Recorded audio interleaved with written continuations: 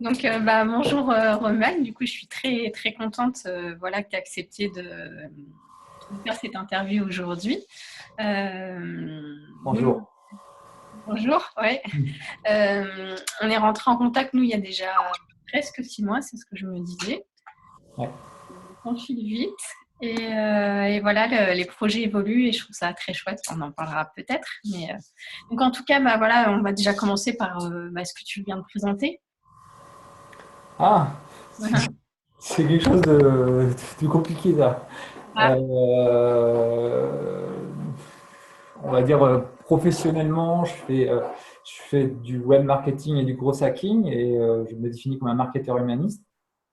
Euh, un marketing qui a une spécificité, c'est qu'elle aborde les choses plutôt du point de vue de l'expert que du client, en fait, de celui qui livre le produit que plutôt que de l'autre côté. D'habitude, on a l'impression qu'il faut toujours parler des segments de marché. Nous, on parle plutôt de qu'est-ce que vous avez envie de donner et puis ensuite, comment on le met sur le marché. Donc, on fait les choses à l'inverse.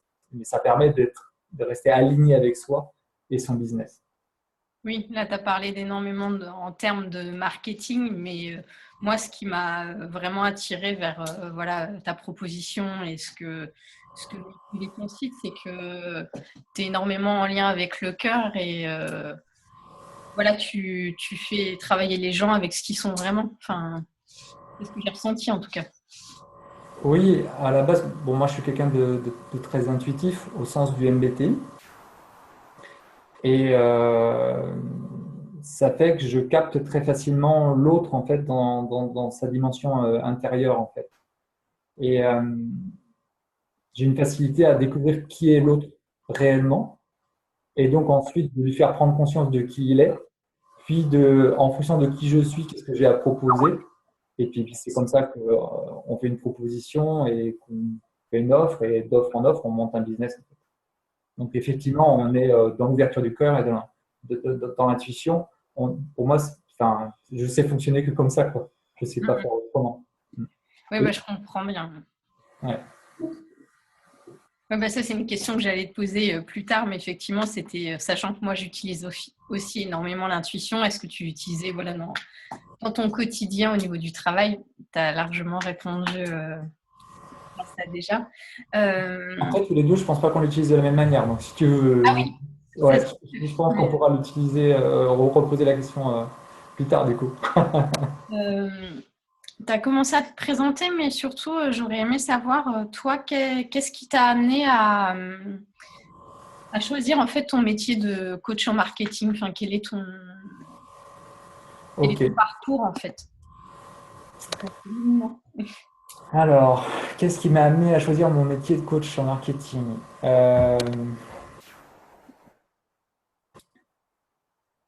Tac, tac, tac. J'essaye de voir jusqu'où je remonte pour faire quelque chose à la fois synthétique et à la fois complet. Euh, clairement, j'ai commencé l'informatique, j'avais 10 ans. Donc à 10 ans, on m'a mis un clavier dans les mains et on m'a dit, je sais pas à quoi ça sert, branche-le sur la télé avec Caprice Péritel, enregistre sur des cassettes et vois ce que tu peux faire avec. Il y a un guide en anglais. J'avais 10 ans, je ne connaissais pas l'anglais. Et vois comment tu peux te débrouiller euh, pour faire quelque chose avec ça.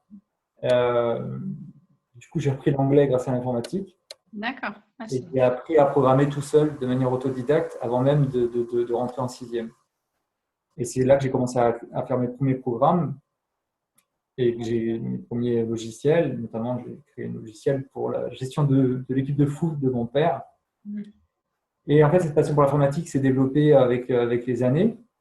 J'étais monsieur qui répare les ordinateurs de tout le monde, monsieur qui construit ses propres ordinateurs, monsieur qui programme pour les uns et les autres, qui connaît le système d'exploitation MS-DOS sur le bout des doigts. Et puis après, c'est devenu Excel. J'ai créé des très gros logiciels sur Excel pour faire des trucs un peu space qui m'ont pris vraiment énormément de temps pendant l'été. Je travaillais 16 heures tous les jours pendant mes 2 mois d'été, pendant 2 ans d'affilée pour développer ces trucs-là. Donc, c'était une vraie passion. Et après, j'ai suivi mes études très matheuses et vers l'ingénierie. Je suis devenu chef de projet logiciel. Et très vite, je me suis aperçu que dans le monde de l'informatique, tel qu'il était dans l'entreprise, j'ai fait partie de la bulle des dot-com en fait, en tant que développeur web et chef de projet logiciel. Quand je suis arrivé dans ce monde-là, je me suis aperçu qu'il y avait un problème humain. Le jour où mon collègue qui était dans le bureau d'en face, à 2 mètres de moi, m'envoie un truc sur Yahoo Messenger en me disant passe-moi la gomme. Ouais, Et je me suis dit, mais pourquoi tu ne décales pas ta tête? Parce qu'il y avait des gros écrans à l'époque. Pourquoi tu ne décales pas ta tête? Tu ne me dis pas passe-moi la gomme, tu vois. Là, parce que c'est plus cool, c'est plus fun de faire comme ça. Donc, on était devenus des gros geeks et on était en train de devenir des monstres, en fait, des robots, exactement comme nos programmes. Donc, j'ai abandonné l'informatique à l'âge de 22-23 ans. Et j'ai cherché un nouveau domaine qui collait plus avec moi. Pendant tout ce temps-là, à partir de l'âge de 14 ans, j'ai eu un développement spirituel, tourné aussi vers l'ésotérisme, l'énergie, la médecine alternative, ainsi de suite, qui prenait de l'ampleur énormément de mon côté. Et ce qui s'est passé, c'est que j'ai arrêté l'informatique, du coup, je me suis tourné vers la naturopathie. Ça fait des années déjà que je consommais énormément de ressources au niveau de la naturopathie et j'ai essayé de m'installer. Je me suis vite aperçu qu'en France, c'était très compliqué avec la législation de s'installer en tant que naturopathe. Et donc, ce qui s'est fait, c'est que je suis devenu préparateur en pharmacie. J'ai refait un apprentissage à l'âge de 24 ans. Je suis devenu préparateur en pharmacie et j'ai monté une herboristerie à l'intérieur d'une pharmacie que j'ai tenue pendant 7 ans, où je suis devenu phytothérapeute et aromathérapeute, en même temps préparateur, donc je savais aussi les médicaments. J'ai essayé en fait de détourner les gens des médicaments pour les amener à se soigner naturellement, en ayant une réflexion beaucoup plus globale sur leur manière de vie, et leur rapport en fait à ce qu'ils mettaient dans leur bouche et sur eux, sur leur peau en fait. Et j'ai fait ça encore quelques années, pendant 11 ans en totalité. Et puis un jour, on en vient au web marketing. Un jour, j'ai vu une proposition de formation qui coûtait 2000 euros. C'était la première fois que j'ai acheté quelque chose sur Internet. Je ne parle pas d'une formation, hein, quelque chose. Je n'avais jamais mis ma carte bleue sur Internet parce que j'étais très branché hacking, hacker et tout ce qui est de ce truc-là. Donc, je savais que vous pouvez me choper ma carte bleue, mais ce jour-là, la pression marketing du type était tellement forte que je l'ai fait quand même et j'ai payé. J'ai suivi un processus complet de formation. À l'intérieur de cette formation qui était assez innovante pour l'époque. C'était il y a 3 ans, 4 ans et demi, 4 ans, 3 ans, je me souviens plus, environ. Et j'ai fait mes premières armes. J'ai monté ma première formation qui était dans l'immobilier à l'époque. J'avais choisi le domaine de l'immobilier parce que le formateur m'avait poussé à me dire non, tu fais pas juste de l'affiliation, construis ta propre formation. Et là, je dis, mais bon, il est gentil, mais je vais faire quoi? Alors du coup, je me dis, bah écoute, j'ai une passion pour l'immobilier, je me lance dans l'immobilier. Je dis pas aux gens que je suis un expert, je dis que je suis en train de marcher avec eux, un peu comme un grand frère qui a déjà acheté 3 apparts et puis bah effectivement il y en a d'autres qui en ont acheté 20, mais toi, tu en as déjà acheté 3. Donc, le processus de ceux qui ont peur d'en acheter un, tu peux quand même leur expliquer. Oui, en étant honnête avec ton parcours. En étant honnête avec mon parcours, au maximum. Bien que dans ces formations marketing, on nous dit non, vous êtes des experts, même si vous n'y connaissez rien, vous êtes quand même un expert, dites que vous êtes un expert. En fait, j'ai jamais été vraiment trop raccord avec cette dimension-là. C'est le meilleur moyen pour se sentir paumé à l'intérieur de soi et pas légitime pour parler aux gens. Donc, c'est une mauvaise, à mon avis, c'est une mauvaise manière de faire. Et ça a bien fonctionné pour moi au début avec ça. Puis après, j'ai eu une grande période de traversée du désert.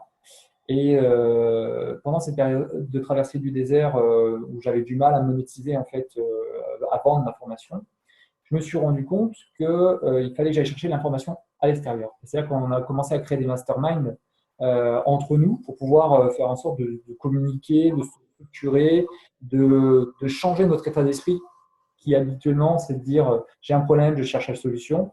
Avec un mastermind, ça devient j'ai un problème, je pose la question aux autres et il m'apporte la solution. Oui, oui, ça rebondit et là on a le Et côté. ça, c'est un outil extraordinaire de développement. Bon, Mastermind, j'en ai pas initié qu'un, j'en ai initié 5 en totalité. Et là, aujourd'hui, on a encore deux Masterminds, ça fait 2 ans et demi qui tournent avec les mêmes personnes. Donc, je pense que c'est vraiment une réussite. On est devenus des amis, vraiment des soutiens très profonds les uns pour les autres, même quand on traverse des ruptures, des dépressions, les uns, on est là pour les autres, donc ça devient extrêmement puissant. Et ensuite, ce qui s'est passé, c'est qu'il y a eu ces masterminds, c'est tourné encore comme ça, et de plus en plus, je me sentais décalé par rapport à l'immobilier. J'aimais pas du tout le type d'esprit, la mentalité de ceux qui venaient de ce genre de formation. Moi, je leur proposais un chemin plutôt de développement personnel avec pour miroir leur parcours dans l'immobilier. Et eux, ils ne voyaient que comment je vais avoir plus de thunes. D'accord. Oui, et si possible, je vais avoir plus de thunes demain. Pas dans 20 ans, mais demain. Intellectuellement, je le comprends, mais moi, ce n'était pas ça que j'avais envie d'offrir. C'était pas ça. Donc, j'ai été décalé. Et puis, j'ai été au Web2 Connect l'année dernière. Ouais, l'année dernière. Et là, au Web2 Connect, il y a eu une problématique. C'est que j'avais commencé à coacher des gens gratuitement pendant 2 ans. Donc, j'ai coaché énormément de gens gratuitement qui faisaient partie de la communauté. Et puis, au bout d'un moment, ces gens ont commencé à me dire oui, mais tu es de moins en moins disponible. Et évidemment, j'ai aidé tout le monde gratuitement. Donc, ça a laissé peu de place. Et il y en a qui ont dit écoute, moi, je veux de la disponibilité, donc je te paye. Je deviens client, je te paye. Et du coup, en fait, c'est comme ça que je suis devenu coach en web marketing. C'est pas moi qui ai voulu le devenir. Je suis devenu parce qu'on a reconnu mon expertise en premier. Et moi, ça a énormément facilité la chose parce que du coup, j'avais plus besoin de prouver que j'étais expert. Les gens commençaient à reconnaître mon expertise et dire je te paye parce que tu l'as prouvé. Donc, ça a été beaucoup plus simple pour moi. Et du coup, quand je suis allé au Web de Connect, je me suis dit, OK, j'y vais, mais je vais me présenter comment? Immobilier ou marketeur humaniste? Et du coup, et c'est là que j'ai laissé tomber l'immobilier. J'ai dit, je laisse tomber toute la partie immobilière. J'arrête ma formation, j'arrête d'accompagner les gens. Et je l'ai vraiment laissé tel quel. Et du coup, je me suis dit, je me focalise entièrement sur la partie web marketing. Je suis revenu du Web de Connect avec plusieurs contacts clients qui se sont avérés être intéressants pour la suite.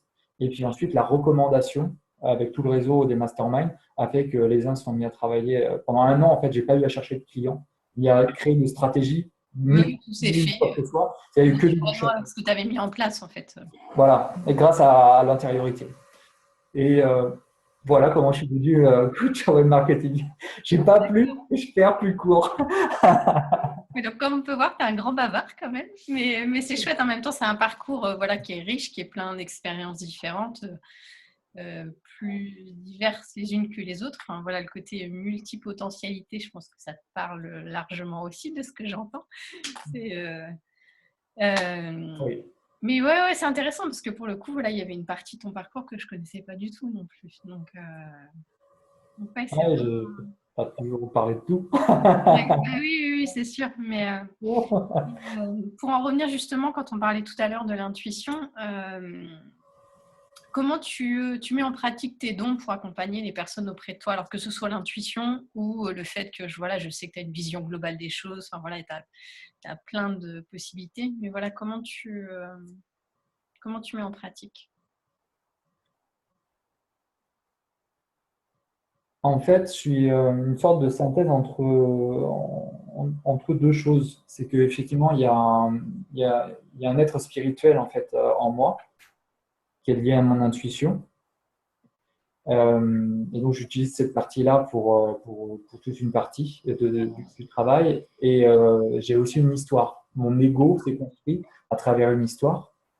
Et cette histoire, on l'a vu, elle est liée à l'informatique, à au-dessus de Maths P, de l'ingénierie, du logiciel. Donc, ça forme énormément l'esprit. Oui, ça c'est évident. Ça forme l'esprit à la logique, à un côté extrêmement cartésien, extrêmement rigoureux et méthodologique en fait. Mais à la fois, ma partie spirituelle et intuitive fait que je ne suis pas rigoureux et méthodologique. C'est-à-dire que je peux l'être si je m'oblige à l'être. Donc, je peux mettre cette partie-là au service de mon client quand il y en a besoin dans le rapport de coaching. Mais ma partie première, la plus forte, c'est l'intuition. Et donc, le mélange des deux fait que j'arrive à avoir une vision globale, en fait. Parce que je capte l'information globalement avec l'intuition. Et après, je l'organise, en fait, avec la fonction tête, comme on dit dans le MBTI. Alors que toi, justement, tu as une fonction feeling qui est plutôt liée au sentiment. Donc, je capte l'intuition et je l'organise. Je l'organise et c'est ça qui fait que j'arrive à créer des systèmes qui sont très performants et qu'on dit de moi que je suis un concepteur né, en fait. C'est comme ça qu'on me définit quand on regarde une typologie d'esprit. Et l'intuition, comment je l'utilise? Parce que c'est ça, je sais, qui t'intéresse beaucoup. Comment je l'utilise? Alors, à la fois, c'est très intime, ça fait partie un peu de mes secrets. Mais on ne peut pas tout expliquer non plus, hein, ça, j'en sais quelque chose, mais disons que voilà, il y a une partie de l'iceberg que tu peux. Ouais, non, mais j'ai pas envie de cacher en plus. J'ai pas envie de retenir les choses parce que je suis persuadé que, ça peut aider d'autres gens à aider d'autres gens. Donc, moi, ça, je suis toujours OK, c'est la partie humaniste qui prime pour moi. Voilà comment je fais.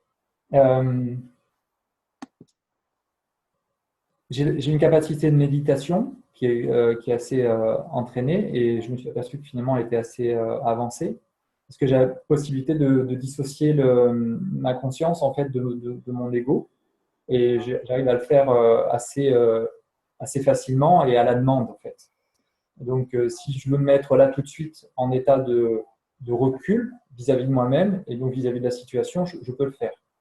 Ça a un avantage qui est hyper important, ça veut dire que mon ego peut continuer à discuter avec l'autre personne, Oui, analyser, ton niveau de perception. structurer tout ça. Ah, excuse-moi, il y a une petite coupure. Non, je disais que ça te permet voilà, de prendre du recul et de changer ton niveau de perception. Enfin... Oui, et en fait, il y a mon intellect qui continue à fonctionner, mais par contre, le fait de prendre du recul, ça me permet d'avoir accès à toutes mes communications intuitives. Et donc, je reçois tous les messages que la personne qui est en face de moi doit avoir.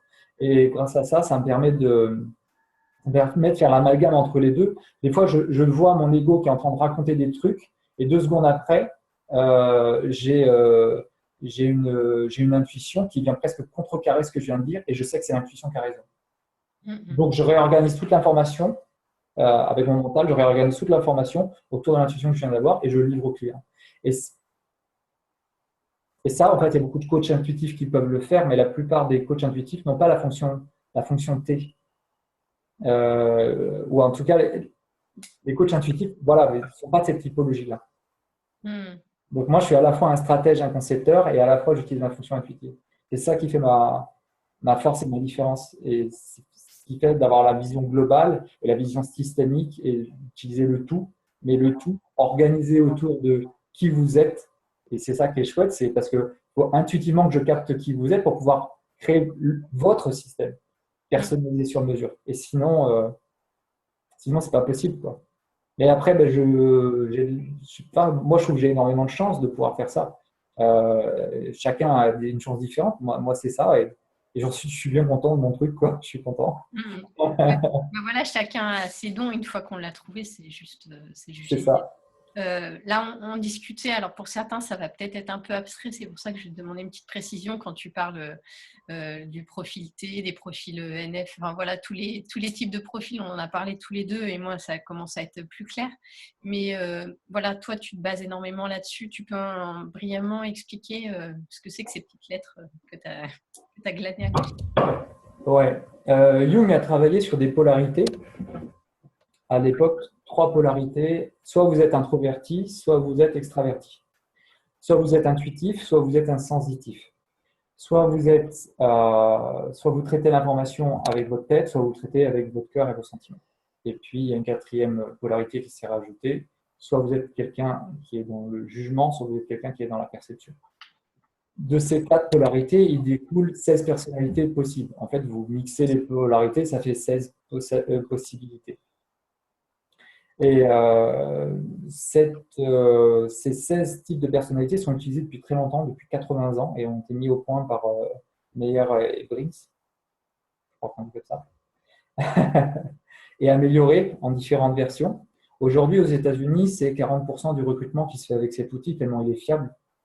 Et moi, j'utilise maintenant depuis 5 ans, peut-être même 10, monsieur. Enfin, Et puis pour l'avoir testé avec toi, j'ai bien vu à quel point c'est précis et c'est bluffant. Enfin, voilà, les intelligences multiples et la compréhension du cerveau, c'est quelque chose qui me passionne aussi. Mais pile de cette manière-là, on va dire, j'avais jamais eu un questionnaire ciblé comme ça. Et ouais, c'est vraiment passionnant. Enfin, ah ouais.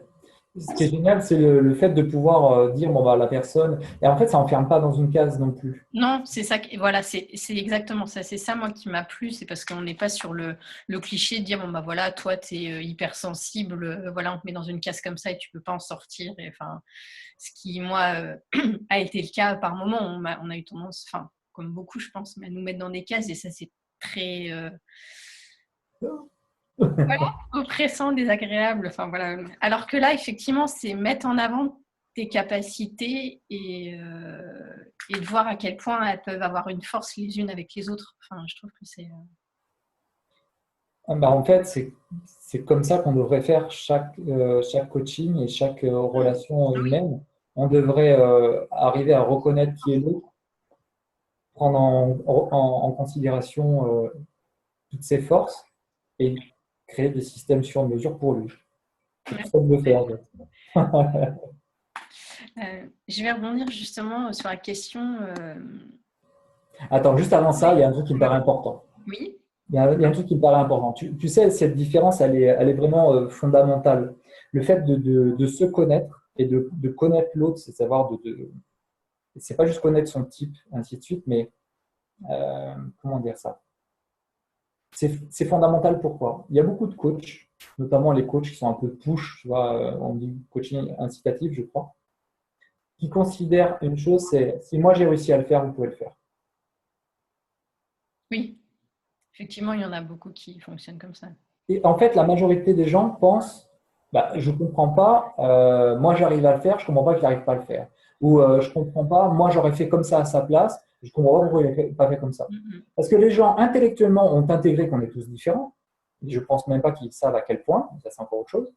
Mais par contre, ils ne le mettent jamais en pratique. C'est pas intégré, c'est juste sur la couche mentale. Quand tu l'intègres vraiment, ça change ta vision du Oui, ça monde. change la perception globale des choses. Ça change tout. Et quand tu es un coach, en fait, tu t'aperçois que tu dois t'adapter systématiquement à la différence et à l'individualité de chaque personne. Sinon, tu es en train de faire de la connerie. On ne peut pas prendre le même plan, que ce soit un plan marketing ou un plan de coaching, et l'appliquer à n'importe qui. C'est forcément de la connerie. Oui, parce que ça ne te ressemble pas pleinement et effectivement, c'est… Et même ce qui marche pour l'un ne marchera pas pour l'autre. Tu ne peux pas dire cet entrepreneur, il a fait ça, je vais faire exactement comme lui, je vais tout copier. Ça marche, si ça marche, c'est un cas sur 16, on va dire. Et le reste du temps, ça ne marchera pas. Et si ça marche, c'est certainement parce que vous étiez du même type, avec les mêmes avantages, les mêmes Oui, qualités, voilà, les mêmes histoires, les mêmes blessures.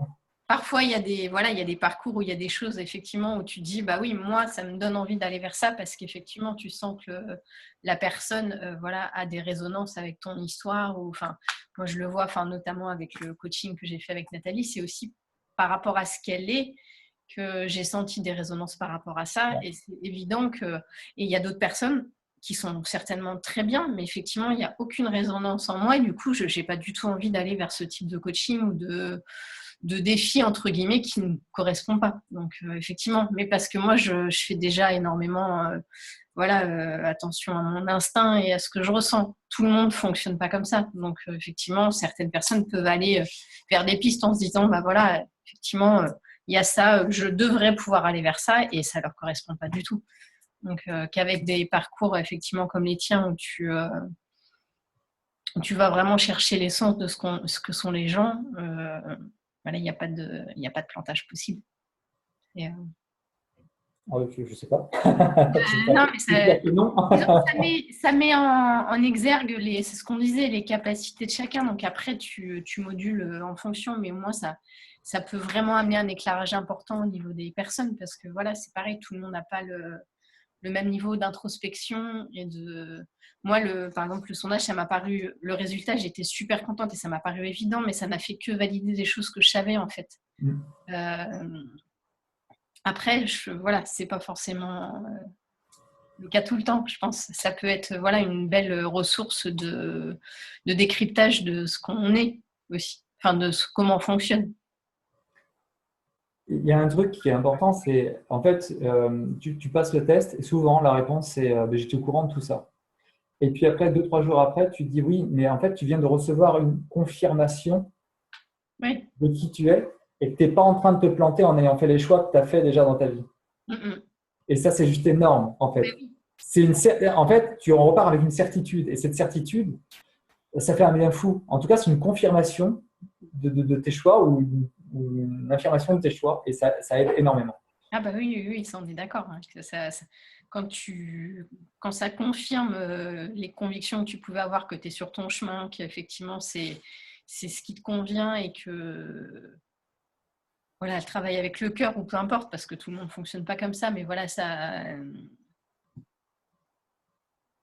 Oui, enfin, là je m'écarte un peu, mais effectivement, oui, moi ça a été ça a été une confirmation de ce qui était en place. Et c'est effectivement, ça fait un bien fou parce que des fois on fait des choses et puis on peut se dire ah bah je suis totalement à côté de la plaque ou j'ai pas été… Enfin, là c'est éclairant, on va dire. Important. Pour une petite question plus globale, mais qui est loin d'être anodine, quel est ton plus grand rêve ou ta vision personnelle ou d'entreprise? Après, voilà, il y a de fortes chances que ce soit lié, mais…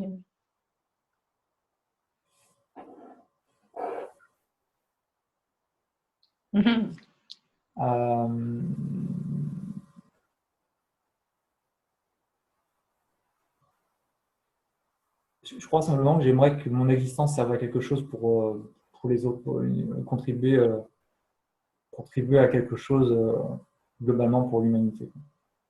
C'est ça mon plus grand rêve. Quand on dit ça, ça paraît con, et à la fois, le truc, c'est que je n'ai pas plus de précision parce que je ne sais pas exactement quelle forme va prendre cette contribution. Aujourd'hui, j'essaie de développer un style de marketing différent et plus respectueux. C'est une forme de contribution. Est-ce que ça sera ça, ma contribution définitive ou ma contribution majeure pour l'humanité? J'en sais rien. Peut-être que plus tard, je deviendrai enseignant d'autres choses. Peut-être même plus sur une dimension plus spirituelle ou pas. Je ne connais pas. Je connais pas mon avenir. Mais la seule chose, c'est que je sais et je sens à l'intérieur de moi qu'il y a une contribution très forte à apporter et que ça va être le cas, quoi. Voilà. Je sais pas comment expliquer, c'est un peu plus dur ça. Oui, mais un peu plus dur, on touche en fait à la entre guillemets, à la volonté de l'âme et à ce pourquoi l'âme s'est incarnée. Donc, c'est pas toujours simple à décrypter la chose. Oui, ben on est moins… C'est cadré différemment, effectivement, mais je sais à quel point voilà, c'est important pour toi aussi et ta réponse me convient tout à fait dans le sens où ça me paraît… Ouais, voilà, c'est en lien avec le cœur et c'est le principal, mais je comprends cette sensation de… Alors après, de quoi sera fait le lendemain, effectivement, on voit bien déjà de par ton parcours, et moi, ça pourrait être pareil avec le mien,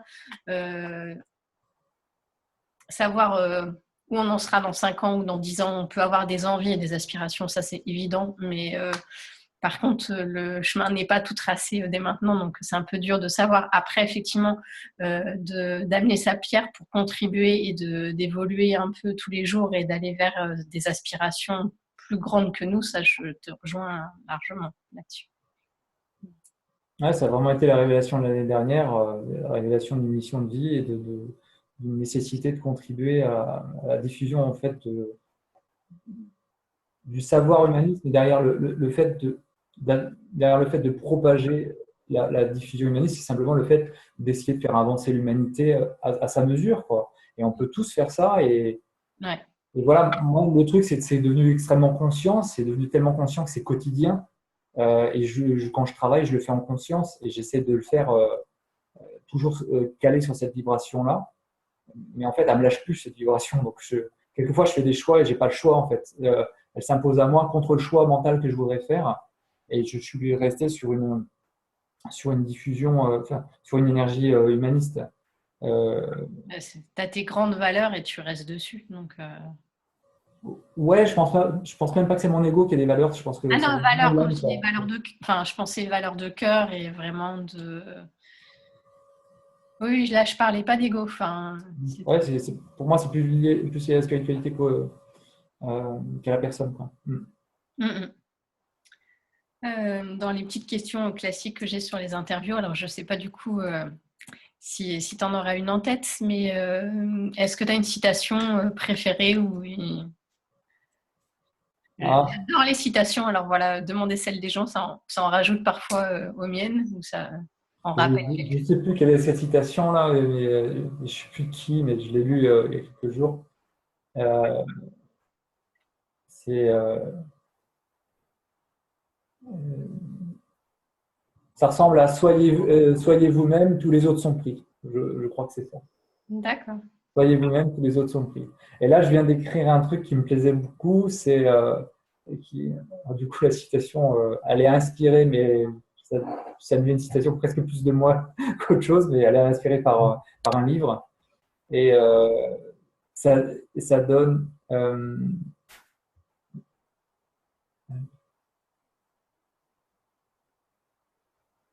Oui, vous vous inquiéterez du futur demain. Mm. Ce qui veut dire qu'aujourd'hui, c'est aujourd'hui, et aujourd'hui, il n'y a pas d'inquiétude parce que demain, il n'est pas encore là, il n'y a aucune raison de s'inquiéter et on est dans le présent. Et, voilà, Mm, ne mm. pas inquiéter du futur demain. Ah oui, oui, vivre dans le moment présent, c'est évident que c'est. Puis surtout, on est beaucoup les êtres humains sont beaucoup dans une angoisse de projection. Mm. Ça nuit énormément et c'est une illusion en plus. Ça sert à rien. Oui, ça pourrait être une grande discussion. On pourrait continuer pendant des heures, mais effectivement, je te rejoins pas mal là-dessus. Est-ce que tu as une prochaine actualité ou quelque chose voilà, à partager pour, alors là, on est en fin 2016, mais on va dire voilà, pour 2017. Alors, j'ai un petit projet, je ne sais pas si je vais le mener au bout, mais je pense que je vais lancer des masterminds sur la communauté marketing humaniste. D'accord. Pourquoi? Parce que je me suis aperçu que la communauté, le fait de leur donner totalement une formation gratuite de A à Z complète, où on ne leur donne pas une partie gratuite, une partie payante, ainsi de suite, non, complète, c'était bien. Mais le problème, c'est que les gens, ils restent un peu seuls face aux vidéos. Et il faut pouvoir assurer, c'est pas parce qu'elle est gratuite qu'il ne faut pas donner des outils pour pouvoir assurer la qualité pédagogique quand même derrière. Et donc, je pense qu'on va mettre ça en place en janvier ou en février pour pouvoir simplement améliorer le suivi des gens. Évidemment, ce sera payant parce que ça engage notre temps. Donc, ça fait partie du contrat de marketing humaniste. On vous donne notre savoir gratuitement, mais on vous vend notre temps. Et je pense qu'on arrivera à avoir des gens motivés, former des masterminds, des groupes, et puis surtout trouver des groupes de cohésion, faire qu'ils se soutiennent les uns les autres dans cette communauté, faire vivre cette communauté, un petit peu la dynamiser aussi par le cœur, comme tu dis, parce que connecter les gens entre eux, bah, ça crée du lien, ça crée de l'émotion, ça crée du soutien. Et alors que face à une vidéo, il y a toujours un rapport qui est très, très intellectuel, ça manque un petit peu de cœur. Donc, je pense qu'on va mettre cette proposition-là en place. Non, bah, c'est chouette. Je vois qu'on est dans les mêmes types d'énergie. Mais effectivement, de toute façon, de mettre en lien les gens et d'aider à avancer vers leur chemin, leur capacité et donner voilà, les outils pour ça, c'est. Ouais, c'est juste énorme. Et puis, Ouais. moi, je ne donne pas une formation pour donner une formation. Je veux donner une formation pour qu'elle serve à quelque chose, pour qu'elle transforme les gens, pour que les gens fassent le prochain pas sur leur chemin. C'est pas juste c'est Oui, pas c'est pour, pas pour diffuser, juste pour te faire plaisir. Ça se ressent bien puisque j'ai presque fini toutes tes vidéos. Enfin, celles qui sont. Mais oui, oui, effectivement, voilà, c'est pas juste balancer une vidéo et avoir des diffusions. C'est effectivement que chacun l'utilise et que ça fasse son chemin. c'est que tout le monde se transforme. Moi, le premier, on avance, on avance. Mm. En avançant, on fait avancer les autres et en fait, tout se transforme. Ouais, c'est ça. Moi, je le dis également souvent, mais ouais, le fait qu'on avance ensemble, ouais, ça, c'est une belle. En fait, c'est le grand plan pour l'humanité. Hein. C'est quand on en a conscience, se transformer soi, c'est spirituellement, on dit faire monter son énergie, faire monter l'énergie des autres, faire monter l'énergie de la planète, faire monter l'énergie de l'humanité en globalement. Et quand on voit des guerres à gauche et à droite, je pense qu'on pourrait s'en passer et faire autre chose. Quoi. Il n'y a aucune raison de se taper dessus. Et dans quelques siècles, je ne vois pas pourquoi il y aura encore des guerres à tout va. Je n'y crois pas, moi. Moi, je ne suis pas dans cette énergie, hein, en tout cas. Je suis dans une énergie de construction. Ouais. Bon. Est-ce que tu as envie d'un dernier mot pour la fin, enfin, quelque chose que tu as envie de nous partager, enfin, partager. J'ai déjà beaucoup parlé, moi. Tu peux, hein. Enfin, voilà, est-ce que voilà, il y a quelque chose où tu t'étais dit, ah, bah, aujourd'hui, j'aimerais bien voilà, parler de ça ou c'est ouvert, comme tu veux. Peut-être de la rencontre qu'on a eue ensemble, c'est vrai que c'était sympa d'avoir. C'est toujours sympa de rencontrer un autre intuitif. Les Oui. intuitifs, les intuitifs représentent que 30% de la population, donc en fait, on n'est pas en majorité. La plupart du temps, les intuitifs sont aussi des gens qui, dans une entreprise classique, on est toujours un peu le guignol qui pose différemment et qui ennuie tout le monde parce qu'il est différent du coup. Et on a tous dans notre parcours, souvent, très souvent, le fait d'avoir été stigmatisé comme différent et on a ce parcours de je suis différent, je ne suis pas intégré, mais j'aimerais être comme les autres. Et puis ensuite, j'accepte ma différence, je m'aime comme je suis, j'aime les autres comme ils sont et dans leur différence. Mais ça, c'est un chemin qui est très long, ça prend 10 ans, 20 ans, des fois 30, des fois une vie. Et on n'y arrive pas tous en plus. Et donc, il y a beaucoup finalement d'intuitifs qui souffrent aussi du fait d'être en minorité. Et rencontrer quelqu'un comme toi, c'est chouette, même si on n'a pas la même manière de traiter nos intuitions. Je trouve ça génial parce que moi, j'ai l'impression, en étant avec toi, qu'on se complète. En fait. On parle intuitivement la même chose, mais après, on n'en fait pas la même chose. Mais du coup, on est complémentaires l'un et l'autre. Donc, c'est une belle rencontre. Oui, oui, c'est vrai que ça a été chouette, enfin, dans le sens où on s'est encore jamais rencontré autre que virtuellement, on va dire, même si ça, voilà, ça viendra, j'en suis sûre, parce qu'en plus, on n'est pas forcément très loin. Mais en tout cas, effectivement, dès le début, quand on a échangé, ouais, il y avait cette facilité d'échange dans la discussion et un côté, enfin, moi, pendant longtemps, voilà, Internet me paraissait très froid. Et,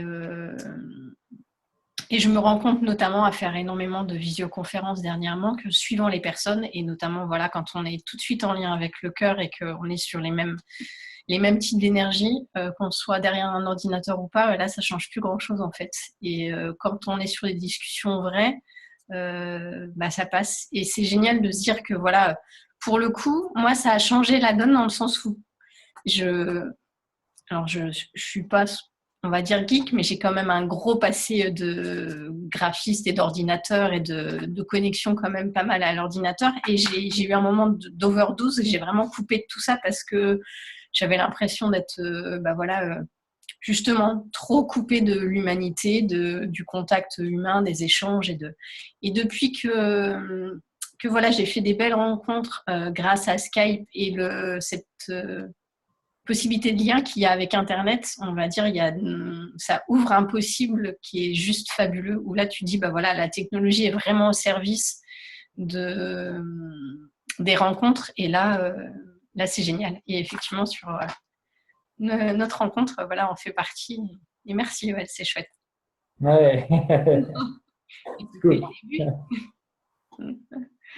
Bon, bah merci beaucoup en tout cas pour cette Avec plaisir. interview.